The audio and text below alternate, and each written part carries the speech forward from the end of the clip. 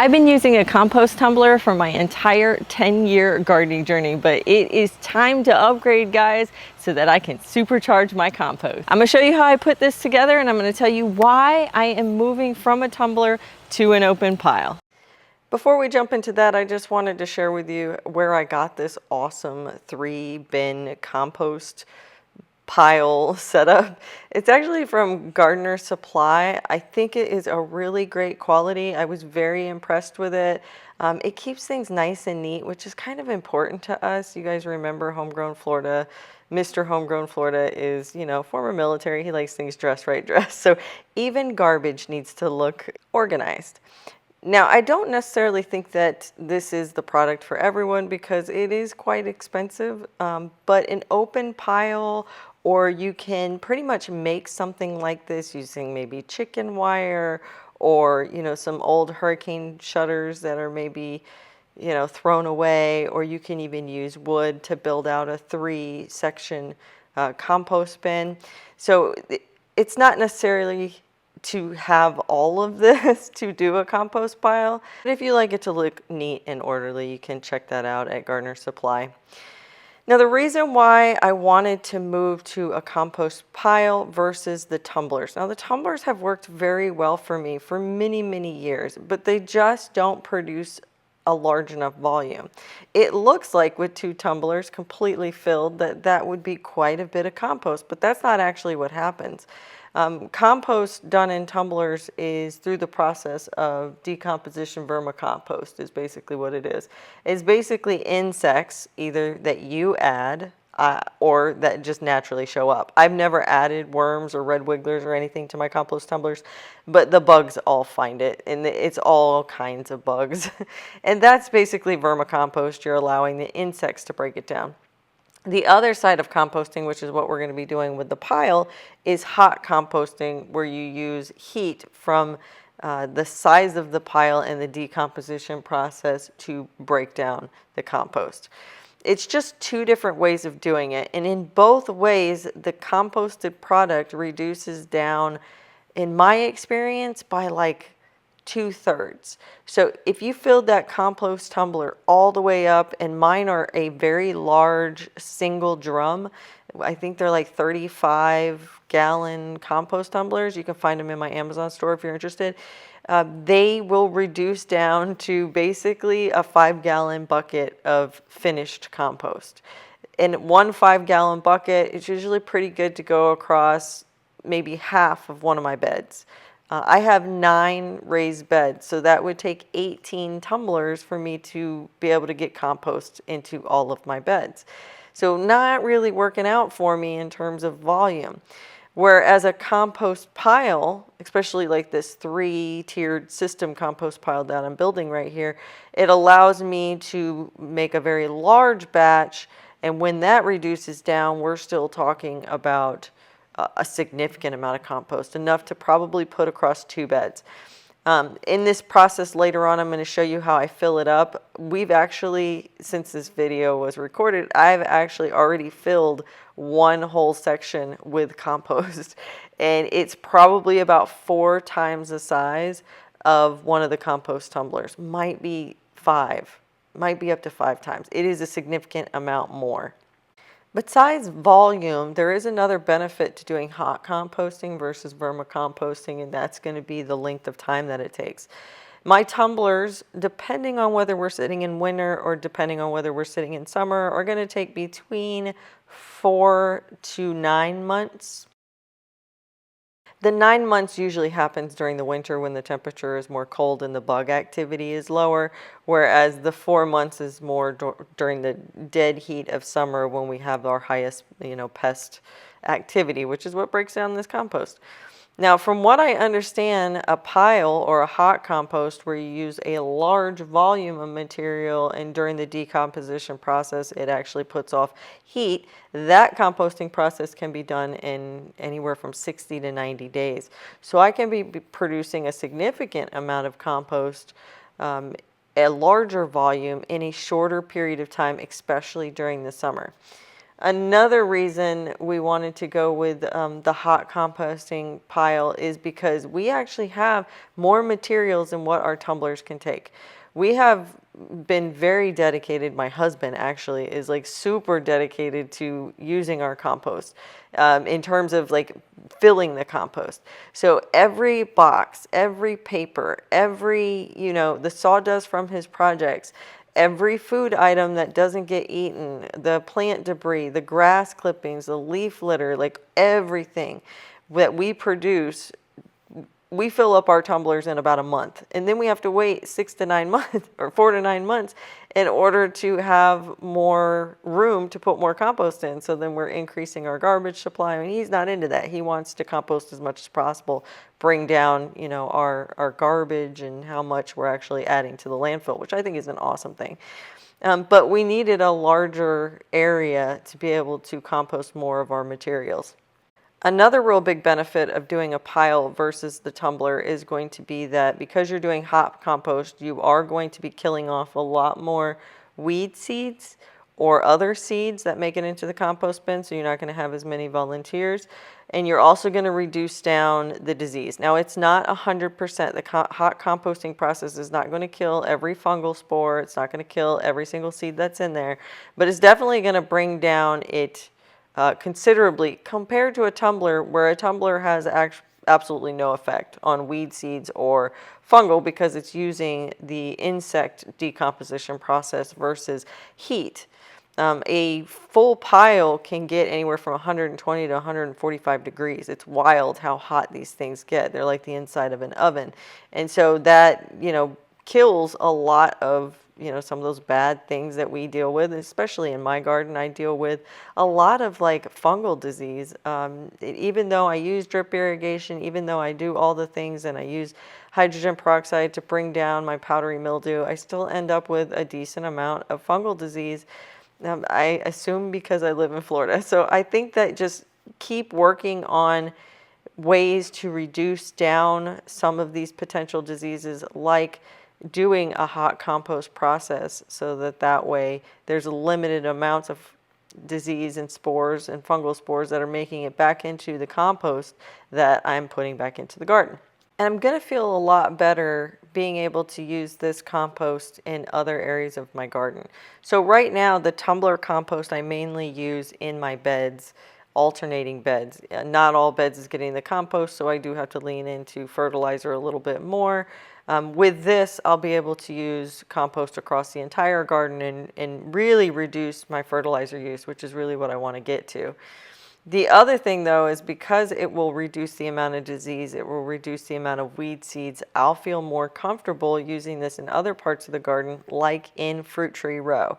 So in my area of the garden where I keep most of my fruit trees, I have not used my tumbler compost. I usually use a purchased compost from the store, or I just use a fertilizer because I don't want to introduce any kind of pathogens or disease to my fruit trees.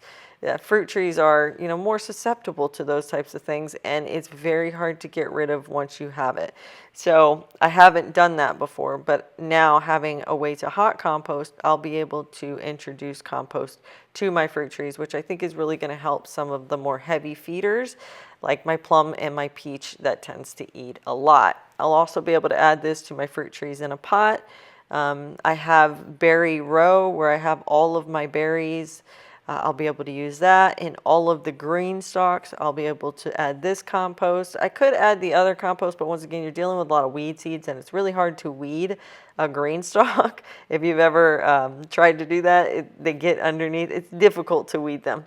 It's a compact space, and there's they overlayer each other, so being able to weed it is difficult. So having compost that I can use in these containers that are without the weeds, without the the spores and the fungal diseases and such, is really going to boost it. Another thing that we use our compost for, that we've had to purchase compost in the past for, is our yard. Now, I know that not everyone is into grass yards. I understand that. We like having a yard. We like being able to toss the ball for our dogs. We have young, great nieces and nephews that come over and play, and we like having a space for them to play. But we want to grow grass in the most, least detrimental way as possible. And so the way that we do that is by using compost to feed the soil rather than, the synthetic fertilizers. And, we haven't been able to use our own compost. We've always had to purchase compost in the past because of the weed seeds and the disease. So this is really going to help be able to feed our grass in a more effective manner. So it only took us about an hour and a half in the shade, thankfully, to create this bin. I just absolutely love it. I adore how it turned out. It's so nice, neat. It has multiple entryways through the top and through the side. So I'm just ecstatic. It is very high quality. So we're really happy with it so far, and it is already getting filled up pretty quickly. So now that we have it all built, we have to fill it up. So the first thing that I did was I had two compost tumblers, and I took one of them and I dumped them out and I put all of that in here. It's kind of like partially composted. Don't worry, I didn't throw that away. I actually offered that up on my Buy Nothing group. It was a very popular item. Got it all cleaned out, had a nice lady come by and pick it up. So it is going on to another use. I am going to keep this one though. I'll tell you more about that later. But let's talk about getting this filled up. So traditionally what you want to do is 3 parts brown materials to 1 part green materials. And guys, this does not have to be perfect. I have learned through the years. I even have a video on lazy composting on how to do this, where you're just basically going to be putting in a bunch of brown materials. And brown materials are going to be things like wood chips, cardboard, paper, dead leaves, and then sawdust, if that happens to be something that you have around a lot. But you're going to put that in, then you're going to start piling in your green material. So for me, a lot of that is grass clippings and kitchen waste. So the ends of your vegetables, maybe some rice that you didn't eat, those kinds of things. Also, plant debris. So if you are taking out a cabbage plant and you have the center for the cabbage that you're going to take inside and eat, the rest of those cabbage leaves, you can eat them, you can give them to chickens, or you can put them in your compost. So you can do that. Any kind of plants that maybe you don't necessarily eat, the plant part like tomatoes and potatoes, you can put that in your compost bin. If you happen to have animals, so the animal bedding and the manure from the animals, particularly chickens, rabbits, cows, pigs, I think even horses, right? So all of those can go in here as well as a green material. And for you coffee drinkers, yeah, green material, coffee grinds. So if you have a lot of coffee grinds that you need to get rid of, put it in your compost bin. So it's hard to measure that out, right? You want a 3-to-1 ratio. Well, how do you, as you're slowly adding these kitchen scraps and these, plant debris, how do you know you're actually hitting the 3-to-1 ratio? Well, the way I like to do it is just put a lot of brown material and then start adding my green materials. And after a while, you get kind of like a little bit of a scent. If you get that little bit of a scent, you know that you have kind of pushed into too high of a nitrogen or too high of a green material state. Take some wood chips or some paper, particularly paper and sawdust have a very high carbon ratio, which is what you're kind of aiming for when we're talking brown materials. I'm not going to go too deeply into that because that is like a whole science experiment. But those 2 items, cardboard, paper, or sawdust, a third item, or wood chips, really, all 4 of those, you can put that on top as like a layer and it will start to immediately cut down. You come back in 24 hours, it will have no scent whatsoever, just that earthy, soil scent, which is what you're aiming for. And at that point, don't put any more greens. That's when your next bin comes into play, and then you can start filling up this one. And that's exactly what my plan is going to be. Right now, I have my partial compost. I'm going to bring you in to show you that. So this is the stuff plus a couple tomatoes that got chewed up by some animals. And now I'm going to take my little compost bucket that I keep on my countertop where I put our eggs, paper towels, and all of our food scraps. And I'm just going to dump that in. I never seem to have a problem having enough green materials with all my cooking and with the garden and all the plant debris and cutting our grass here pretty much year round here in Florida. I never have a problem getting enough greens, but what I do have a problem getting enough is brown materials. I don't typically have a lot of sawdust, so that's one brown material. Leaves, a lot of our trees around here are evergreen leaves, so they don't really drop a whole lot. They do drop a little bit, but a lot of the times I rake those and I'll use them as an organic mulch. I usually don't have enough to do an entire composting bin with. My neighbors, it's the same thing. I don't know. Maybe it's a Florida thing. Maybe it's my area thing, but they just planted a lot of evergreen trees. So my primary source of brown materials in my compost is paper. Paper and wood chips. Sometimes I get a lot of wood chips from things like Chip Drops or from our local county. But for the most part, it is paper. And for the longest time, it was just like regular paper. So I do a lot of handwriting notes for recipes for the channel. And so I will shred that. I also do a lot of mail. So we get a lot of junk mail. I'm sure we're not the only ones, right? Some of them come in like a newspaper format. That's really nice. But a lot of the times I'll take these envelopes and I'll just rip the little plastic out and I will shred these. A lot of our brown material came from paper in the past from the mail.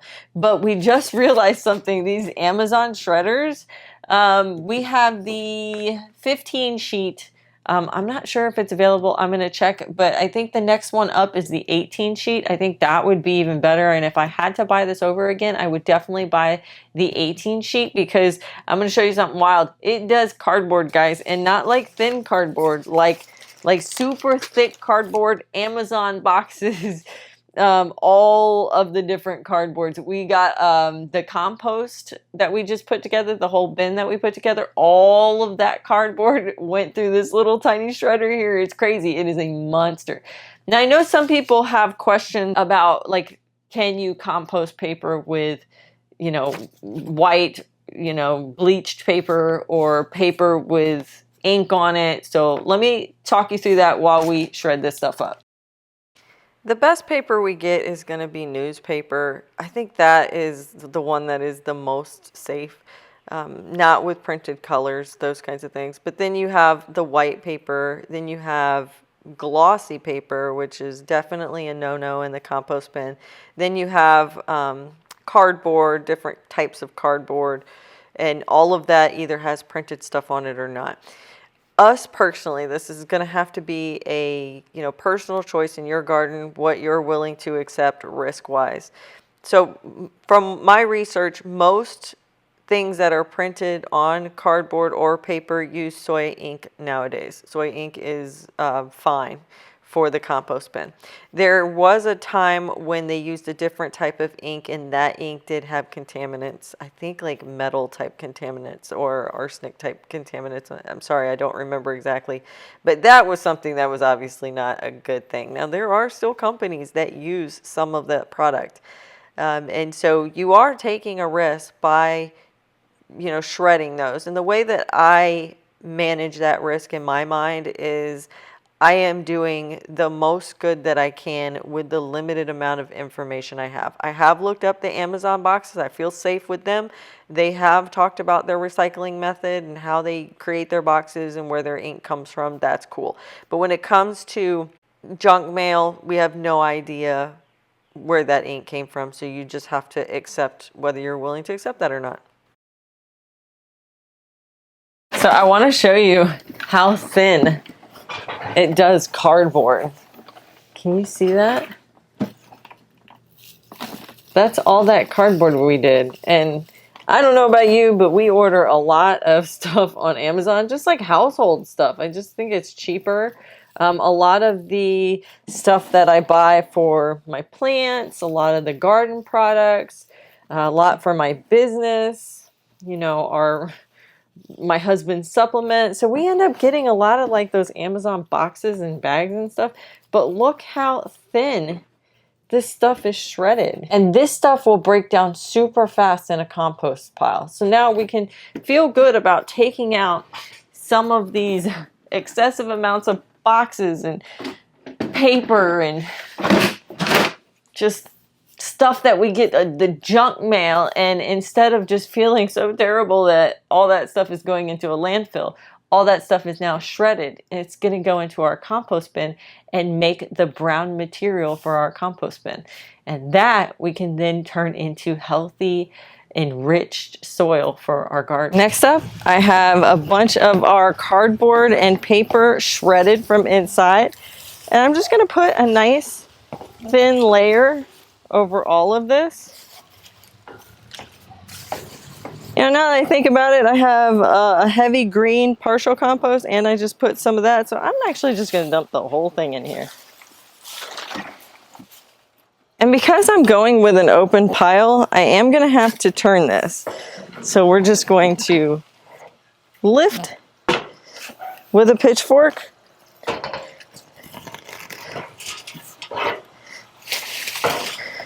Kind of give it some aeration and turn it around a little bit. Thankfully, this bin right here has a wide enough entrance that I can get my fork in here and just kind of stir it around. What I could also do is, if I wanted to, if I was having a hard time, I could open this up and I could move it around. I'm not going to do that because it looks like it's pretty tight to the door already. That's pretty cool. Now I'll probably come through every month or two and stir this up with my pitchfork. I might even see if I can talk my husband into making me something. I saw something on the Greenhorn guy, and he had a drill, and on the back of the drill it had almost like an auger, and you kind of stuck it in there and it stirred it up, kind of like a mixing. I might see if he can make something for me like that. But in the meantime, I'm going to use my pitchfork. Now, don't worry, I am keeping my tumbler because I really want to see if there is a huge difference in the time and the quality of the compost from an open pile compared to a tumbler. So make sure to hit subscribe to follow along so that you can see the progress on this. I'll be giving you guys updates. Thanks so much for hanging out with me today. If you haven't had a chance, make sure to go down and check out my Homegrown Florida Gardening Guide. If you're into gardening here in Florida, it tells you everything you ever needed to know. Pick it up today at homegrownfloridagarden.com. Happy gardening, guys!